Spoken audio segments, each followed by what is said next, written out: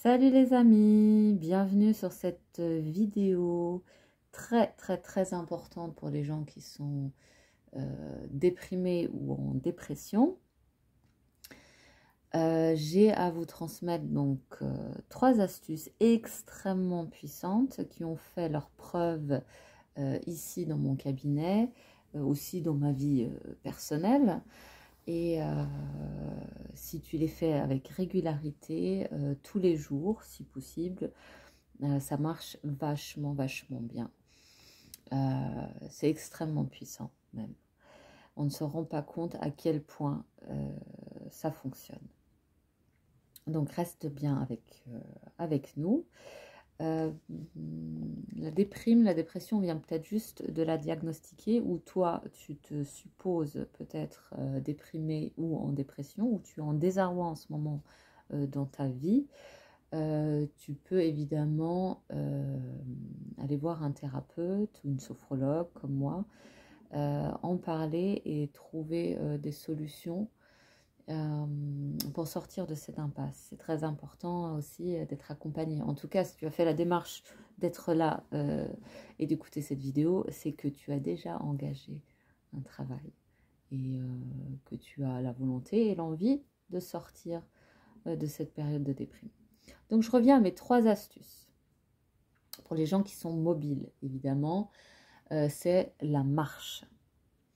C'est d'aller marcher 15 minutes par jour. C'est très important, cette mobilisation du corps.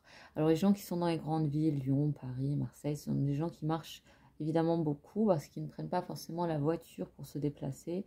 Or, si vous êtes comme moi en province, on prend la voiture, on est tout le temps dans un habitacle et on marche juste pour aller du parking à la prochaine entrée. Et ce n'est pas ça la marche. Là, je parle d'une marche de 15 minutes non-stop. Minimum, 15 minutes, fais-toi plaisir, fais plus si tu veux, mais déjà 15 minutes c'est super. Et si tu es quelqu'un qui a peur de marcher seul dans la rue ou sans but, prends un sac, un porte-monnaie et va dans un commerce à pied. Si tu as besoin d'avoir une contenance, on va dire, mais sinon va juste te promener et te balader 15 minutes, une marche un peu rapide. C'est peut-être même mieux, mais commence doucement si ça fait longtemps que tu n'as pas marché. Pourquoi marcher? Parce que tu mobilises de nouveau ton corps. Et c'est quelque chose de très important, cette action. Elle est extrêmement importante, et aussi d'être à l'air libre, de sentir l'oxygène, de ne pas être forcément enfermé. C'est aussi ça qui est important. Il y a la mobilité, les gens qui ont du mal à marcher, prenez les bâtons, marchez un peu moins. Ceux qui sont en chaise roulante, sortez également, au moins 15 minutes. Voilà. C'est très important. Ceux qui ont du mal à marcher, essayez de vous faire accompagner. Mais en tout cas, marcher, pour ceux qui sont mobiles, marcher ces 15 minutes par jour, c'est super. Deuxièmement, très important, il est où mon deuxièmement? Sourire. Sourire. Et oui, sourire. Comme ça, tout le temps. Tout le temps.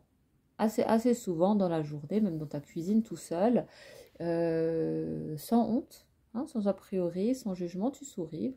Comme ça, tout le temps. Voilà, je souris au soleil, je vous souris à vous.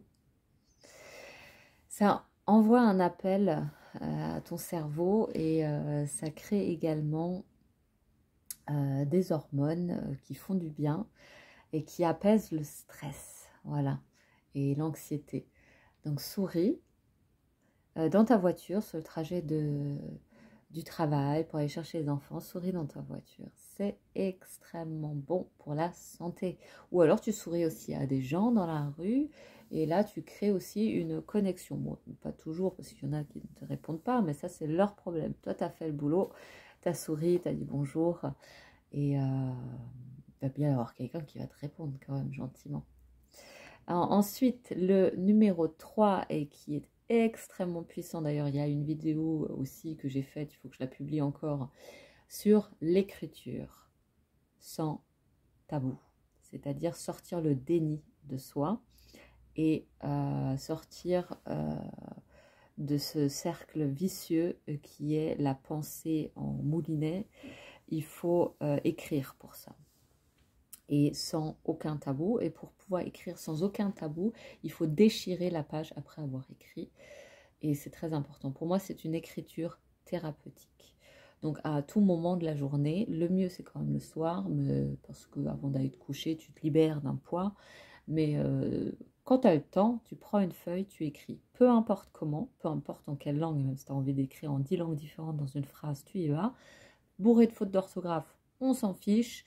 Le style, on s'en fiche. Les ratures, on s'en fiche. De toute façon, la feuille, elle va être déchirée tout de suite après que tu l'aies écrite et tu la mettras à la poubelle. Pourquoi ? Pour que tu ne te censures pas. À partir du moment où ton inconscient sait que quelqu'un pourrait à tout moment ou à un moment tomber sur cette feuille, tu vas un peu limiter ce que tu as envie de dire. Parce que peut-être que tu as envie d'insulter sur la feuille ou dire des choses pas très jolies. Alors, fais-le, parce que c'est ça le but. Si tu écris tout ce que tu as envie d'écrire, des frustrations d'il y a 10 ans, jusqu'à aujourd'hui, le voisin qui t'a enquiquiné avec sa poubelle ou je ne sais quoi. Tu écris toutes tes frustrations, parce qu'il faut que ça sorte de là, que ça aille sur la feuille. C'est un peu imagé, mais c'est comme ça que ça fonctionne. Une fois que tu as fait ça, une fois que tu as déchiré ta feuille, tu souffles. Voilà, c'est coupé, c'est fini. Demain, tu écriras un autre chapitre. Tu reprends une feuille blanche et cette fois-ci, tu écris à l'inverse tout ce qui t'a plu dans la journée, ou hier, ou peu importe. Tu as envie d'écrire un truc positif, même si tu es arrivé il y a 10 ans, tu as juste envie de te le rappeler. Fais-le. Mais ce qui est pas mal, c'est vraiment d'écrire les petites choses que tu as vécues comme étant extrêmement positives. Alors, le moment où tu as pu t'asseoir sur ton canapé pour regarder la télé. Peut-être que tu t'es senti juste bien. Peut-être le moment où quelqu'un t'a souri, justement. Voilà, ça t'a mis un peu de baume au cœur. Peut-être un moment où tu as vu un oiseau dans le ciel, ça t'a fait plaisir, un joli coucher de soleil. Peu importe quoi, ça peut être des trucs vraiment propres à toi, ce qui t'a plu à toi, des trucs peut-être même insignifiants pour d'autres, mais qui ont de l'importance pour toi, c'est ça qui est important. De toute façon, personne ne va juger ce que tu écris, puisque personne ne va le lire. Donc, tu vas écrire tout ce qui t'a apaisé, tout ce qui t'a fait du bien. Et une fois que tu as fini, et que ça fait du bien et que c'est quelque chose aussi de foncièrement positif pour toi. Et tu déchires ensuite la feuille. Voilà, tu jettes et tu déchires. Voilà. Et ça, c'est pour moi une écriture thérapeutique. Et si tu fais ces 3 choses au quotidien, et il y a de fortes chances qu'au bout même du premier jour, il y a quelque chose qui se met en route. Si tu as envie que cette action positive perdure et que tout doucement ça te sorte un petit peu du cercle vicieux de la dépression dans laquelle tu es, il faut continuer. Tous les jours, tu marches 15 minutes, tous les jours, tu souris, tous les jours, tu écris. Ça peut être ne serait-ce qu'une phrase. Hein. Si tu es fatigué, tu n'as pas envie d'écrire beaucoup, tu écris juste merde sur un post-it si tu as envie.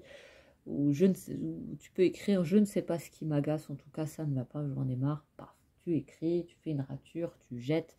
Et après, tu te mets juste encore un petit post-it avec un truc positif. Si tu n'as pas envie d'écrire, tu t'écris juste un cœur. Voilà. Mais c'est quand même bien d'insister un petit peu au niveau de l'écriture, mais le but étant quand même de se soulager et ensuite de se faire un peu de bien.